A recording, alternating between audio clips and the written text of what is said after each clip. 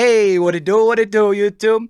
It's your boy Q, and we are still a few weeks away from ALGS Split 2 action. But just like we talked about last week in our interview with Zephyr, talking kind of, Pro League qualifiers being over, teams starting to work a little bit through the third-party system to kind of trial the slew of changes brought in with this new season. So, like we talked with Zephyr about the EMEA Challengers region and a new third-party tournament for EMEA, I figured let's keep the ball rolling and chat with someone who is a great pulse on that challenger circuit for NA and someone who's also been working on a new tournament circuit that's starting exclusively in Canada, which is really exciting. I'm excited to kind of dig in about that. So this is a dude that like literally took time away from ALGS Raleigh to come find me in the crown, talk to me, trying to find my way in the Apex realm. And I gotta be honest, also I've admittedly kind of not chatted up and kept up with them just as much, but I appreciate you for taking the time to sit down and chat with me today, talk some Apex. Dia, how you doing today, homie? I'm doing pretty well. It's the start of my day, so you are the first thing that I'm doing today, and Yes. I think there's no better way to start it off. I've got everything set up. I literally woke up, took a shower, sat down, and am ready to talk some Apex. Hey, well, let's get into it. Let's get into it. Now, we are going to talk about Telus here in just a little bit. I know you're involved with Yeah. that project. Just started actually the start of the broadcast last night. But Dia, for anyone that may be watching that doesn't know about you, my friend, tell us a little bit about yourself because what I really want to know is what kind of got you into the whole esports like caster coverage realm, right? I've found for some people in the past, it's because they're a competitor that's moved past their competing days, right? And for some people, it's just a mere passion for casting linked with a secondary passion for gaming. So, how'd you get here? Like, arguably one of the most streamed Apex casters outside the ALGS. So, what's your story, fam? Yeah, let's see, started commentating only about 3 or 4 years ago. It was around the time that COVID happened, Okay. but my actual jump into esports happened before that. Okay. Right out of college, or right into college rather, I was finally somebody who was, like, allowed to play video games on my own time because Okay. my parents didn't want me playing a whole lot before that, That's fair. and I started playing, I think it was League of Legends. No, I was playing TF2 first, and then started playing League of Legends. Some friends got me into that, and League of Legends was my first esport. And interestingly enough, it was also the first esport that I cast a couple of years ago. Okay.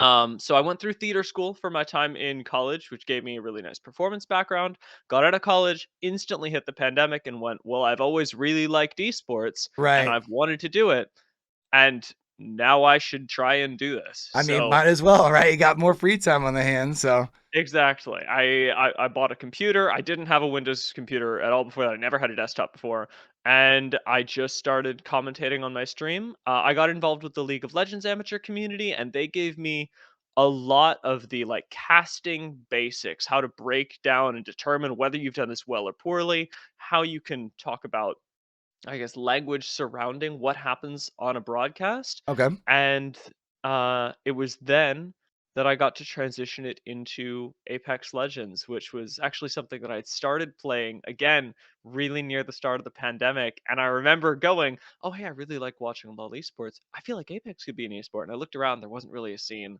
Mm, And then as it started developing just a few years ago into something much more like it is today, I went, I want to get involved with this. And I took all that knowledge that I had gained over in League of Legends, transferred it over here, and it's like honestly been a dream. Like Apex Legends has been so much fun to work in, and I, like you said, I'm on a lot of broadcasts. I love what I do. I love what I do. Yeah, that definitely very much admits to the screen. I know you're definitely you're always working, and I know sometimes you express you talk about the long days on Twitter, but you never show it on broadcast. It's one thing you can definitely show that you really love what you do. Now I'm kind of curious though. I didn't know you started in League. Had you crossed paths with Zephyr before Apex or no? Because I know that's kind of where he got his groundwork in as well. Yes, Zephyr and I both worked on the same League of Legends show in late 2020, I want to say. I don't want to out exactly where it was because if he didn't That's tell you, fine. maybe he That's doesn't want fine. people to know. But yeah, first we worked on a team together, and then the next split, he was the broadcast manager for that same team. Ah, And okay. so I spent a lot of time with Zephyr. Yeah. I was curious. You could definitely tell you guys have a very, very strong chemistry. It reminds me of a duo that I have over in the DBD realm from my time Mhm. over there. And I was curious. I figured you had been doing Apex for a while. But I was like, man, their chemistry just seems like either they built it really quick or they had to have known each other a little bit beforehand. Then when you said League of Legends, it clicked in the back of my mind. So that's a cool little backstory. I really like that. So let's talk Apex though real quick. I'm kind of Sweet. curious. Last year when we look like out of NA, arguably like the deepest and toughest, is that the best way to describe it? Deepest and toughest region when it comes to ALGS, right? But we Mhm. saw that like Esports Arena showed like the road from PLQ to playoffs was obtainable, right? And after Mhm. PLQs, I guess what was it 2 weekends ago now? I'm kind of curious here, dude. Do you feel that there are any of the teams that went through PLQs this time around? Now, I know it's for Split 2 and things are a little bit different potentially, but do you feel like there are any teams coming out now, maybe not looking to make a bunch of noise, but still potentially being able to make that trip to London at the end of the split? Huh. Um, yeah, yeah. I I'm not saying actually you're so like I did confident, you know what I mean? yeah. But like, who would you see like best probably filling into that position? Yeah, so I did watch your episode that you did with Zephyr before, and I'd sort of lean over with Zephyr in the same way as he did with EMEA, that Okay, the top spots are pretty darn locked in North America, which is the very right. scary thing. However, we did see HEC, which is a team that a lot of people didn't expect to be in top 10 in split one. So, there is always that chance. I really like the chances of a lot of our pro league qualified teams. I think bots obviously did a really good job. I also think that Rise is a team that people have to keep their eyes on. That is the squad that, well, they gave me a little bit of doubt in the actual finals of the Pro League quals in Challenger Circuit number 1, and even in the whole weekend leading up to the finals for Pro League quals, these guys dominated. Like Rise are actually just straight up built different.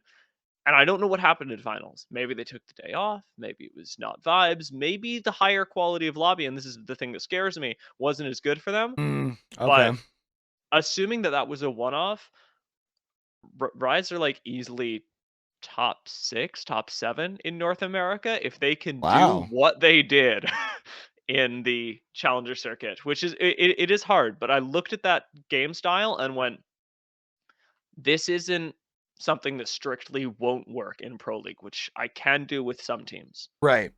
Yeah. And I guess one thing that is going to help with that too, right, is obviously with season 16 coming up into Apex, our teams are now going to have to. I don't want to say get to a completely or get used to a completely new meta because I don't think we're going to see. Mhm. I think we'll see some things change, but it's not like all of a sudden everyone's going to be out here running three completely new legends either, right? Mhm. And now with this time in between splits, teams are starting to kind of really dig in, try and figure out what they're going to do with this new meta. So I'm kind of curious since you have had the chance to cast some Esports Arena with Zephyr and also even, started the Telus event as well. I was kind of hoping maybe you can tell me some things that you expect to see change when we get into the pro season as far as some changes to like the meta. I mean, is the scan meta still supreme? Is Valkyrie still like all but a lock in compositions? Talk to me a little bit. Yeah, I think, well, Seer is still good, and I think that's the concern for a lot of people. The first thing they want to hear about. Right. Seer isn't as oppressive anymore, mostly because he doesn't feel as good to play, Mhm. which is going to impact his pick rate at the top level. People will avoid, like the plague, anything they can do. We saw as soon as the Gibby meta started to be dropped, how quickly people were like, "Well, I'm going to try anything but Gibby," Right. and I do think that we'll be getting a lot less people playing Seer, especially if you're an edge team. The problem is that Bloodhound also received their fair amount of nerfs. Right. So is Scan Meta dead? Not entirely, but I think that the teams that feel perhaps a little bit more confident in their game plan are going to start departing from that, especially during the initial weeks. And if I'm lucky, I got my fingers crossed, that'll trickle down. And we'll see a lot more teams saying, all right, game sense is the way that we're playing this. Even though we Right. have these tools available to us, those tools feel awkward. They don't feel like they enable our game plan. It's almost like they give us some benefit, but not as much as what other legends give you at that point, essentially. Yeah, yeah. Like, let's say you are playing, say, Seer. Scans are weaker, right? Seer's still Right. strong, but scans are weaker. Uh, he also doesn't give you the benefit of being able to scan the ring anymore. So if you're a zone team who's normally benefiting from those scans, you can't do that. You have to run another legend. And now you're saying, okay, well, we're running Seer. He's giving us awkward scans that are annoying to calm. Right. And he isn't able to scan ring. Why don't we just play something more fun? Play something that all three people on the team feel like they can have impact with. Okay, okay. So Mhm. now I'm kind of curious because I've had some back and forth with some people, mostly between people who know what they're talking about and my main mod Munavelli. So I'm kind of curious to pick your brain here as well. With some of the changes, are we going to see more teams try and Catalyst? Do you think we see more Catalyst split too? Yeah, I really like Catalyst. I think Catalyst is I play a lot of Ash. I also play a lot of Catalyst, and I know both of those legends are bad at the competitive level, Right. but the reason that I bring up those two in parallel is because of the way that their ults interact with being able to flank and throw teams into chaos. I think Catalyst's ult is giga powerful and her Mm-hmm. passive is bonkers. Yeah. And so I'd really like to see teams pick up Catalyst. I've seen it a lot on World's Edge recently. This was over in the Celestial Cup, and that was interesting to watch. I think Catalyst has a lot of value on Stormpoint. World's Edge, perhaps not nearly so much, but Okay. as a scan legend, in a Right. meta that people are predicting will favor zone teams, Catalyst is going to be solid. I love it. All right. All right. Mm. All right. All right, so look, YouTube, I know. We're talking Apex, we're talking ALGS. Not even 24 hours after the guard closes his door. You didn't think we weren't not going to talk about it, right? No, no, I didn't. I didn't. All right. Go ahead. Well, Go give ahead, me your please. first thoughts, please. I'm sad. I'm mostly sad on a personal level rather than a concern for the ALGS team because the ALGS team is going to be fine. Right. Rambo, Arcane, and Keon, if they're not on the guard, and from what I hear, they still may be retained, but if they're not on the guard, they're going to find somebody else who is going to pay them ludicrous amounts of money to keep winning as they have been. So for those three guys, I mean, they're going to be fine, and I'm really excited for them. I'm just as excited for their futures as I was when they got signed and before they got signed.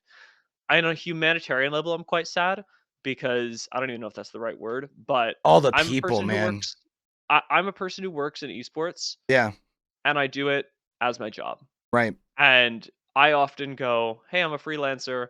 This is kind of hard. Like, I'm jumping from gig to gig, trying to make sure that the budget for the end of the month lines up. For people at the guard who are full time employees, having the rug pulled out from under you, like I am a solid believer that everybody should be able to do what they love and at least make a living doing it. And for people who mostly lived in LA who now don't have employment, my heart goes out to them Yeah, man. because I even saw one post of one I of don't know their what I do. players came out, brought you right?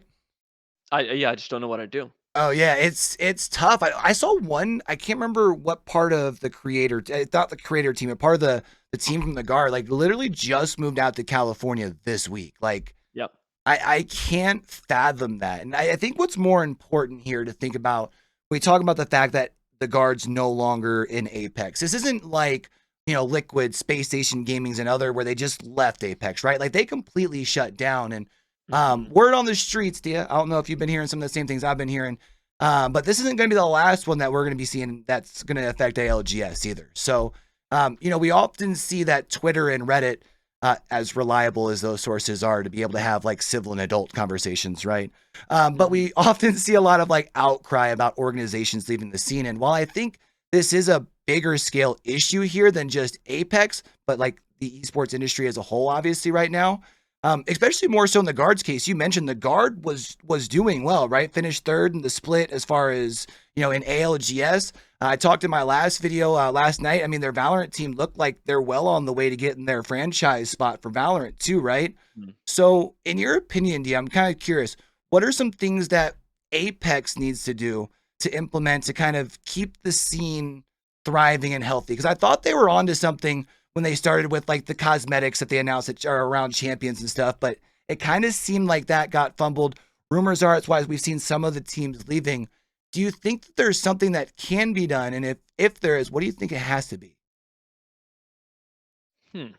Hmm. It's okay if you savor the flavor for the moment. I understand that's a big question there, but Yeah. I'm sort of balancing a lot of factors right now. I think I would like to see more partnerships in terms of like perhaps franchising spots as we get later into Apex Hmm. with a lot of the teams. I'd like to see them have their own partnership options available through Apex Legends, and that would obviously help the scene and its sustainability.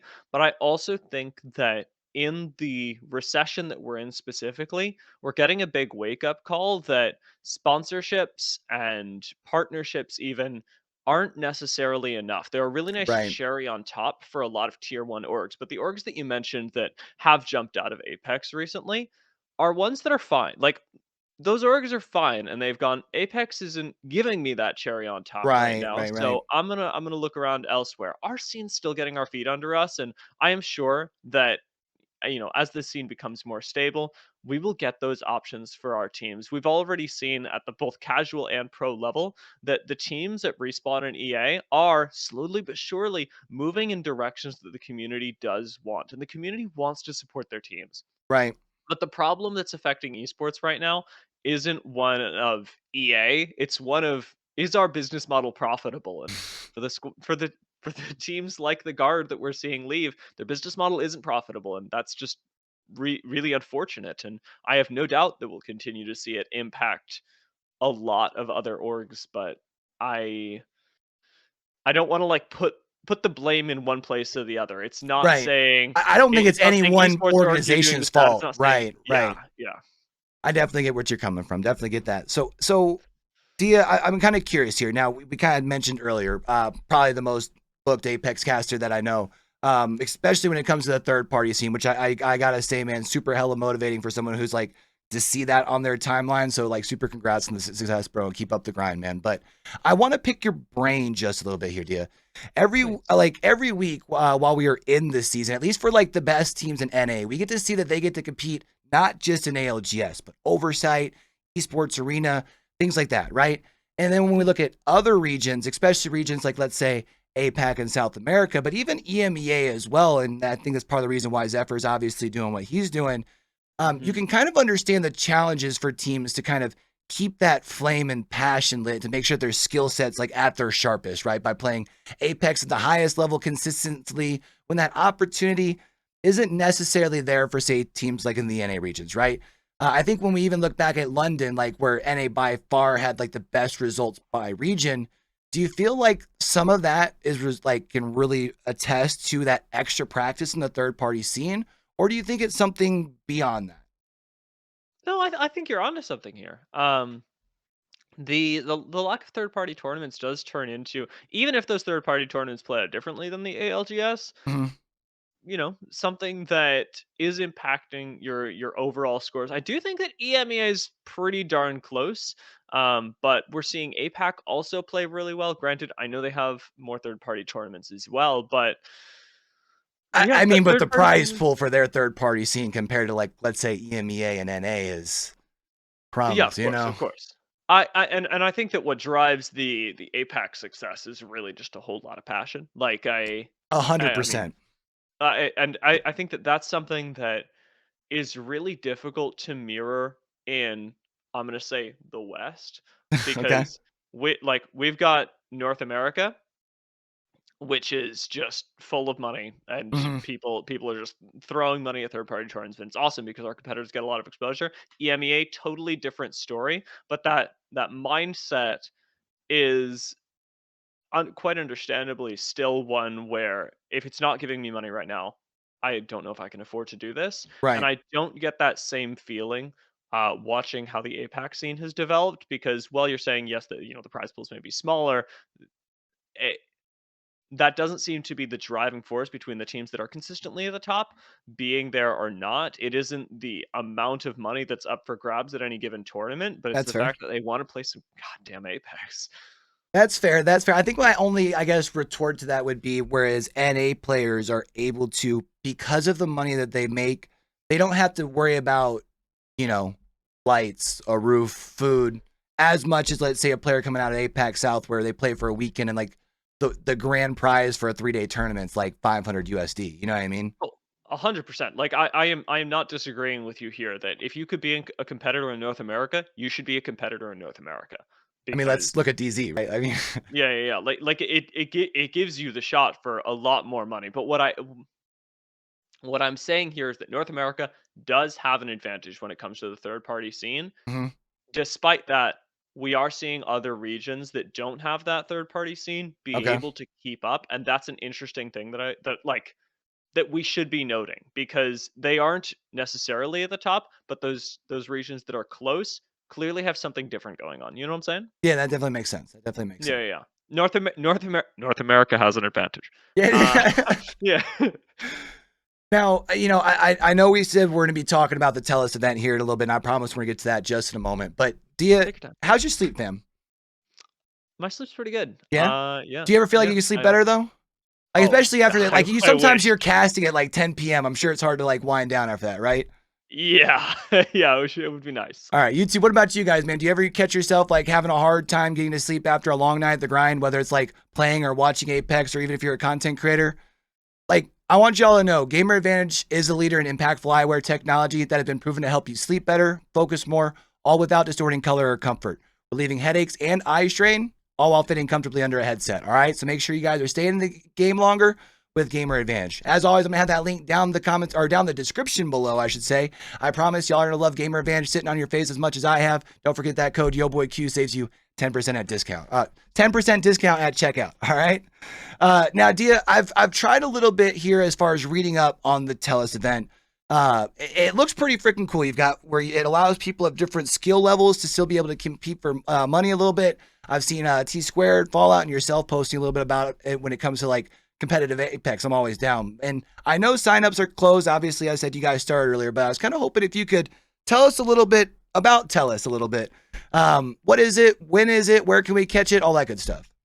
Yeah, so I really like what's going on there. As a Canadian myself, I am one of the few Canadian commentators that we have. I know that I'd count Girl in there as well, and we have a few others floating around this sort of like tier two competitive scene. I'm just really happy to see a tournament that is exclusively for Canadians and to let that talent shine. And Mm, it's important here to note that TELUS is a Canadian company, and right. so the purpose of this tournament is very much to get the community together and say, "Hey, we know a bunch of people love Apex. Why don't we all get together and play some?" Which is the attitude that I think a lot more TOs could absolutely use. It's so much fun. We had our first broadcast day yesterday. We watched the beginner bracket, which is for gold and below.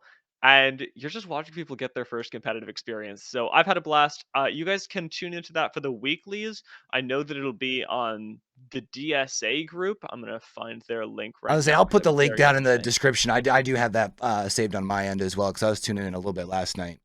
Yeah, twitch.tv/the DSA group. For the weeklies, it'll be myself as well as a fellow named Crackshot who are commentating.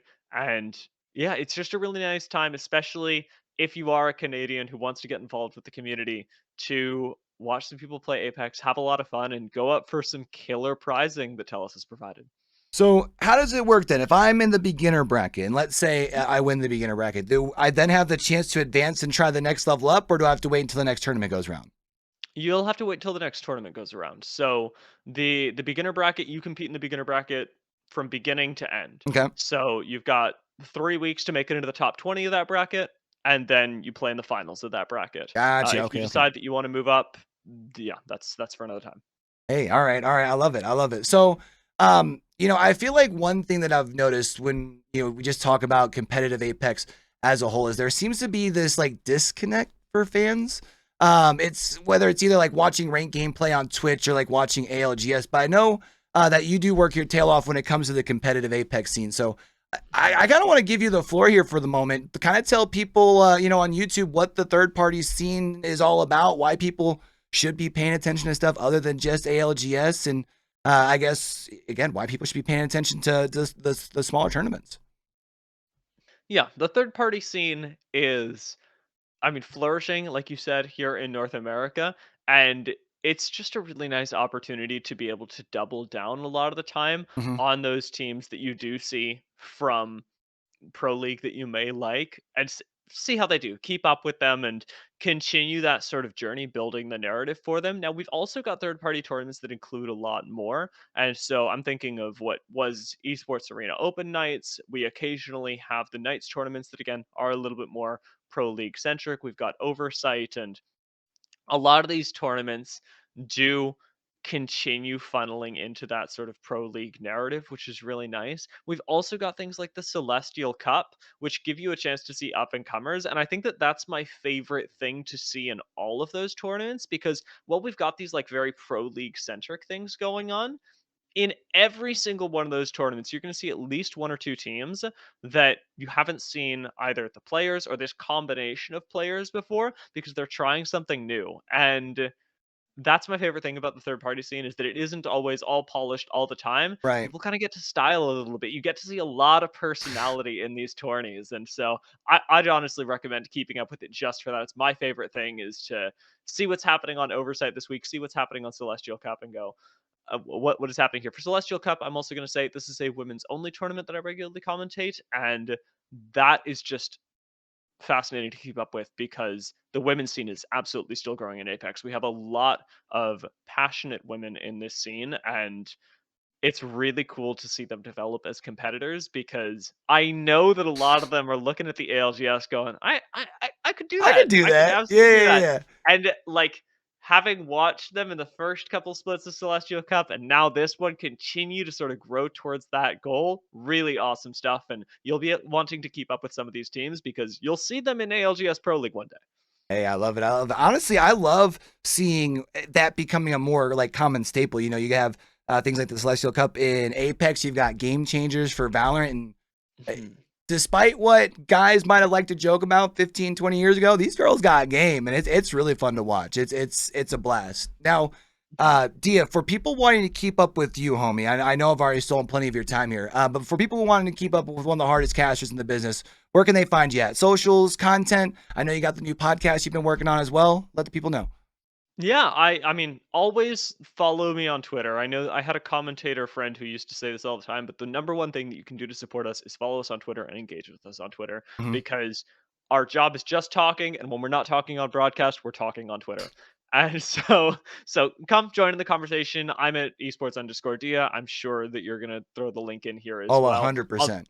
I've been promoting my podcast to D&D on there simultaneously. It's a very like one-to-one get to know you, where were you born, where did you grow up, who is this person style thing for the Apex Legends scene. So I Okay. got one observer done, interviewed Parks this week, and up until now it's been mostly players. So we'll be jumping around a little bit. Cool, cool. Well, again, thank you so much for spending some time. I know you're plenty busy. You said you're starting the day, so I feel plenty blessed to get some time at the start of your day, Dia. So again, thank you so much, friend. Thank you. It was a blast.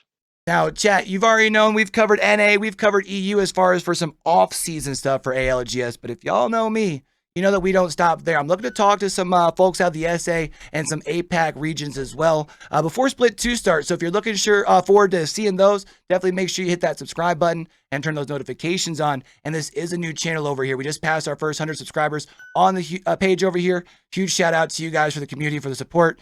And don't forget, if you've made it this far and enjoyed the content, leave that video a like and a comment, because those two things help me out with that tough old YouTube algorithm. Until we catch y'all back over here on the channel for the next video or watch party, man, don't forget, with everything. If you ain't show something, you just don't wanna be me, but you will